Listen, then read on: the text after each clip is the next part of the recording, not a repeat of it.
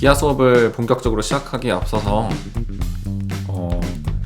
2차 곡선 내용에 대해서 간단히 여러분들이 어떤 내용을 배우게 되고 배우게 되는 내용에 어떤 배경이 있는지 그거를 설명을 해보도록 하겠습니다. 일단은 배우는 거를 왜 배우는지 아는 게 중요하다고 생각을 하는데, 그러려면 제가 생각했을 때 가장 좋은 방법은 처음 2차 곡선이라는 거에 대해 연구한 사람들이 왜 그거를 연구하게 됐는지를 알아보는 게 제일 좋은 방법인 것 같아요. 저도 공부를 하면서 그렇게 했던 게 공부를 하는 어떤 이유를 납득하는데, 아니 납득이 안 가잖아. 납득이. 저한테 굉장히 좋은 방법이었던 것 같거든요. 코넥 섹션이라는 게 2차 곡선의 영어 표현인데요. 사실 코넥 섹션은 직역하면 원뿔 곡선입니다. 원뿔 곡선은 2차 곡선이 연구된 유래에서 나온 그런 이름인데, 왜 이런 이름이 붙게 되어 있는지, 그리고 왜 원뿔 곡선과 2차 곡선이 서로 같은 말인지, 그런 것들을 한번 차근차근 알아가 보도록 하겠습니다. 네, 일단은 오늘은 2차 곡선을 누가, 어떻게, 왜, 처음에, 언제 연구하게 되었는지 그거를 한번 알아보도록 하겠습니다. 지금 우리가 이렇게 교실에서 수업을 하지 못하고 온라인으로 수업을 하는 건 다 이유가 있죠. 신종 코로나 바이러스 때문에 많은 사람들이 고통을 겪고 있습니다. 빨리 이런 일이 해결이 잘 돼서 다들 교실에 모여가지고 수업을 했으면 좋겠네요. 사실 저는 1학년 때 수업을 작년에 안 했었기 때문에 지금 기아 수업을 6반이나 맡았지만 그 6반 중에 제가 아는 학생이 몇 명이나 있을지 잘 모르겠어요. 그래서 조금 아쉽기도 하고, 그렇지만 어쨌든 수업을 해야 되기 때문에 열심히 준비를 해보도록 하겠습니다. 여러분들도 비록 온라인 수업이지만 너무 해이해지지 않고 집에서도 수업을 잘 들을 수 있도록 최선을 다해줬으면 좋겠어요. 어쨌든 신종 코로나 바이러스 때문에 지금 많은 어려움을 겪고 있는데, 이런 팬데믹의 위험이 비단 현대의 문제만은 아닌 것 같습니다. 왜냐면은 아주 오래전에도 가장 유명하게는 흑사병 같은 경우에도 그랬었고요. 전염병에 대한 역사는 인류 역사에서 굉장히 여러 번 있었던 그런 일들입니다. 오늘 왜 이런 이야기를 하려고 하냐면요, 이 2차 곡선이 연구가 되기 시작한 것도 전염병과 관련된 어떤 일화가 있었기 때문이었는데요. 한번 살펴보도록 하겠습니다. 기원전 430년경에 아테네에서 전염병이 돌았다고 합니다. 그래서 사람들이 다 아팠어요. 근데 이 전염병을 당시에는 의학기술이 발달하지 않았기 때문에 마땅히 치료할 수 있는 기술이 없었어요. 그래서 사람들이 고작 할 수 있는 일이라고는 이제 신에게 기도를 하는 일 뿐이었죠. 그래서 사람들이 열심히 신에게 기도를 했어요.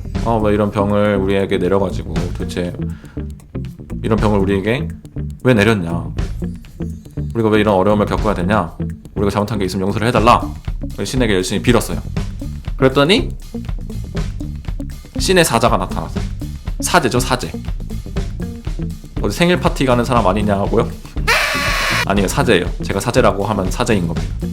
아무튼 신전에 사제가 딱 나타나가지고 왜 이런 전염병이 돌게 됐는지 이유를 설명을 해줬어요. 왜냐? 이 주중에 델로스 섬이라는 조그만 섬이 있었어요. 이 델로스 섬이 어떤 섬이냐면은 아폴론 신을 모시는 그런 섬이었거든요. 이제 그 섬에 아폴론 신의 사제가 얘기를 한 거죠. 아폴로 신의 신전에 정육면체 모양의 제단이 있었어요. 이 정육면체 모양의 제단의 가로 세로 높이의 길이가 각각 1m씩이었습니다.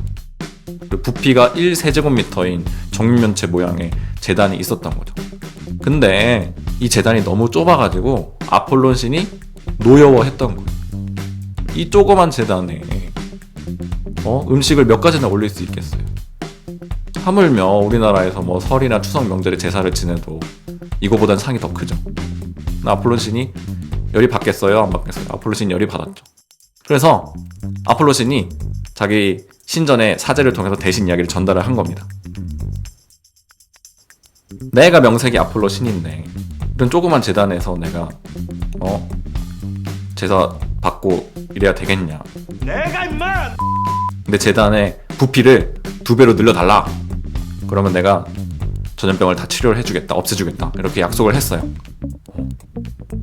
그래서 사람들이 이제 뭐 간단하지, 뭐 재단 크게 만들기만 하면 되는 거구나, 원래 있던 재단의 부피의 2배가 되는 재단을 만들어주기만 하면 지금 역병을 해결할 수 있겠구나 라고 생각을 했어요.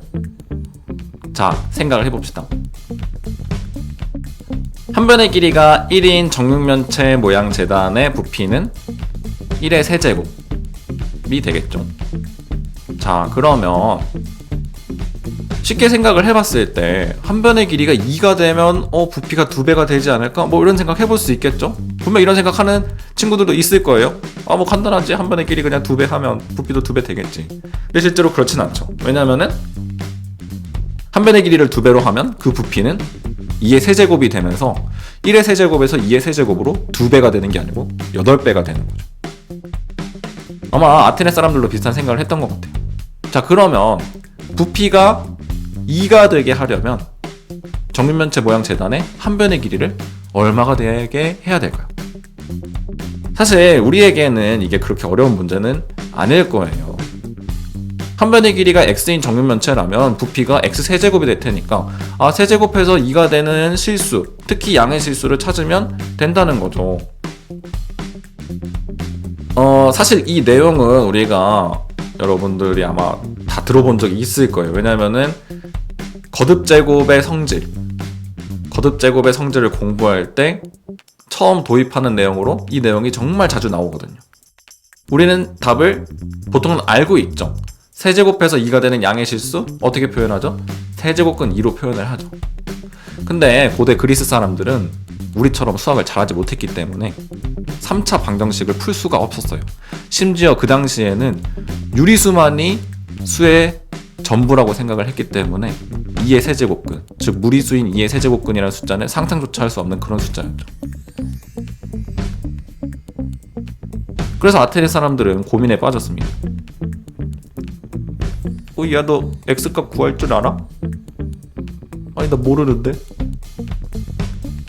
아무도 x값을 구할 수가 없었어요.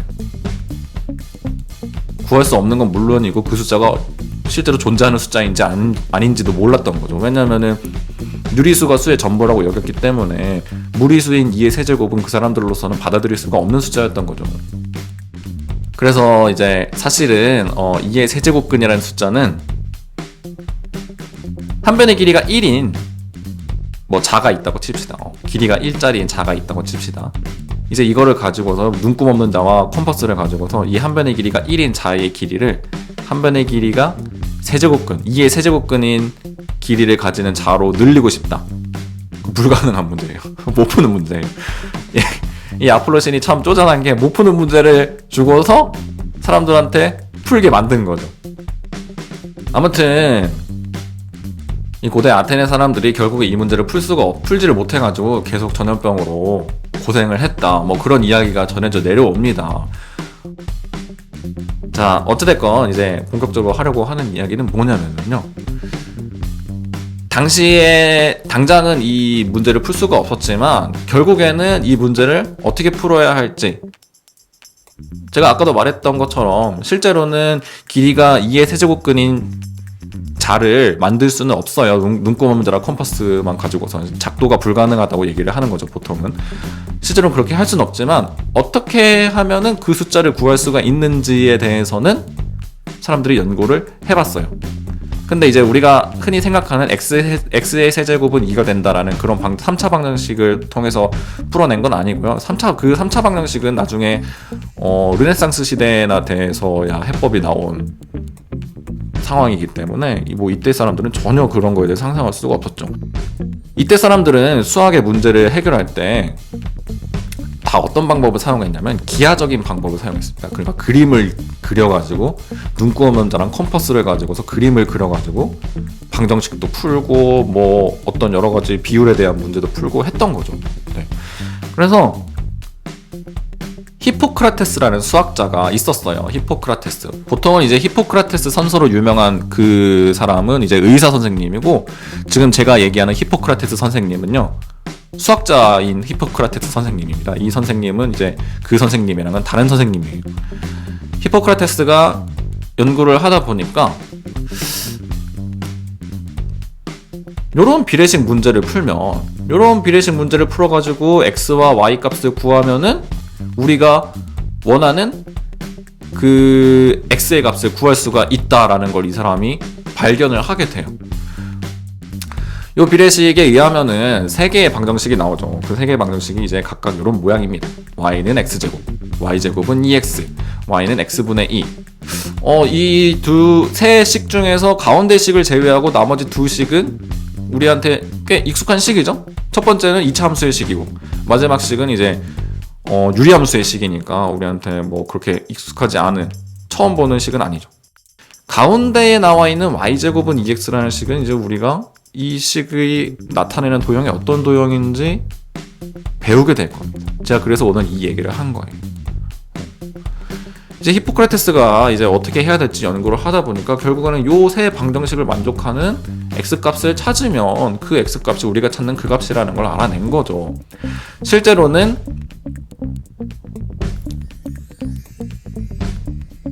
이렇게 생긴 세 곡선의 교점의 좌표 x, y를 구하면은 요때 x값이 우리가 구하려고 하는 2의 세제곱근이 된다는 거를 히포크라테스 선생님이 알아낸 거죠. 결국에 이때부터 처음으로 2차 곡선과 관련된 어떤 아이디어들이 떠오르기 시작을 한 거예요. 정말 엉뚱하죠. 그냥 사실은 전염병을 고치기 위해서 재단의 부피를 2배로 만들고 싶어가지고 이제 뭐 어쩌저쩌 하다 보니까 이상하게 이 문제가 어떤 곡선의 교점을 구하는 문제로 바뀌어버리는 거죠. 이게 수학의 묘미 아니겠습니까? 수학의 참 묘미. 전혀 엉뚱한 문제로 바뀌어버려요. 근데 전혀 엉뚱한 문제로 바뀌어버리는데 그 엉뚱한 문제는 사실 더 풀기가 쉽다는 거죠. 여기에서 이제 2차 곡선의 개념이 출발을 해가지고 나중에는 이제 메나이크모스라는 또 다른 이제 그리스의 수학자 또 그리고 아폴로니우스라는 또 다른 이제 고대 그리스의 수학자가 이제 그 연구를 히포크라테스의 연구를 이어받아서 도대체 히포크라테스가 얘기한 이 곡선들이 어떤 곡선이냐라고 생각을 해봤는데 이 사람들이 연구한 바에 의하면 그게 이제 위아래로 붙여놓은 요 원뿔에서 이 원뿔을 이제 어떤 평면으로 잘랐을 때 생겨나는 그 모양이 된다는 거를 이제 그 사람들이 알아낸 거죠. 실제로 원뿔곡선의 개념을 처음 발견하고 엄밀하게 정의한 사람은 메나이크모스고요. 메나이크모스의 연구를 이어받아서 아폴로니우스가 도대체 왜 이런 일이 발생하는지를 엄밀하게 증명하고 설명해 놓은 사람이 아폴로니우스입니다. 어쨌든 2차 곡선의 개념이 이런 식으로 발생을 하게 됐다는 겁니다. 네, 그래서 처음에는 2차 곡선을 2차 곡선이라고 부르지 않고 원뿔곡선이라고 불렀어요. 그리고 나중에 이제 시간이 많이 흘러서 뭐 이제 데카르트가 좌표평면에 의한 해석기하학을 창시하고 그럼으로써 우리가 기하학을 더 이상 그림에 의존하지 않고 x와 y에 대한 방정식을 통해서 풀어내게 되는 그러한 방식으로 문제를 해결할 수 있는 방법을 개발해내고 나서는 알고 보니까 이 원뿔 곡선들이 전부 다 x와 y에 대한 2차식으로 표현되는 그런 곡선들이었던 거죠. 그래서 그때부터는 원뿔 곡선을 2차식으로 표현되는 곡선이라는 뜻인 2차 곡선으로 불러도 되겠구나 라고 얘기를 해서 원뿔 곡선과 2차 곡선이라는 말을 같이 사용을 하게 되었습니다. 그래서 그 뒤로 이제 메나이크모스와 아폴로니우스가 원뿔 곡선에 대해서 연구를 거듭한 이후로 이제 르네상스 시대에 지나서 뭐 그때는 천문학이 이제 굉장히 많이 발달을 했었는데요. 그때 뭐 티코 브라헤라거나 아니면 굉장히 유명한 사람이죠. 그 사람 이름이 갑자기 생각이 안 나네요. 법칙 3개 있는 사람, 유명한 사람. 미안합니다. 갑자기 이름이 생각이 안 나는데.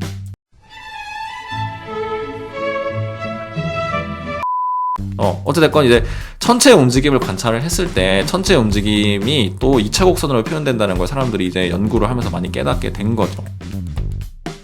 그래서 보통 이제 어떤 항성의 주위를 도는 행성이나 뭐 소행성, 위성, 뭐 아니면 해성 같은 경우에 보통은 이제 타원 궤도를 가지게 되고 이제 어떤 한 시스템, 그러니까 뭐 태양계 바깥에서 날아오던 어떤 해성이 태양계를 지나게 될 때는 보통 이제 포물선 아니면 쌍곡선 궤도를 그리면서 지나가게 됩니다. 네, 그래서 이제 우주를 떠도는 천체들의 여러 가지 궤도들은 다 2차 곡선으로 표현이 된다라는 거를 이제 사람들이 알게 되는 거죠. 그래서 뭐 이게 우리 실생활에서 이용될 때는 뭐 포물면을 이용한 안테나나 아니면은 쌍곡선 모양을 이용한 원자력 발전소 냉각탑 이런데 이제 실생활에서 많이 이용이 되기도 하고요. 네, 그렇습니다. 그래서 2차 곡선이 어떤 식으로 연구가 되었는지에 대해서 설명을 해보았고, 또 이제 뭐 어떤 방향으로 2차 곡선의 연구가 나아가고 있었는지 그런 것들에 대해서도 얘기를 좀 해봤습니다. 이런 식으로 실생활에서 많이 사용이 돼요. 여러분들에게 부탁하고 싶은 과제가 간단히 하나가 있습니다. 기하 교과서를 보고서 11페이지부터 12페이지까지 꼭 읽어봤으면 좋겠어요. 그리고 12페이지에 나와 있는 포물선 방정식의 유도 과정을 꼭 직접 적어봤으면 좋겠어요. 그럼 오늘 수업은 간단히 여기까지 하도록 하고요. 다음 시간부터는 아마 제가 직접 철판에 손으로 적어가면서 수업을 할 것 같습니다. 네, 오늘은 인트로 영상이라서 간단히 이렇게 PPT로 준비를 해봤고요. 다음 시간부터는 직접 제 얼굴을 보면서 수업을 이어나갈 수 있을 것 같아요. 그럼 다음 시간에 보도록 하겠습니다. 안녕.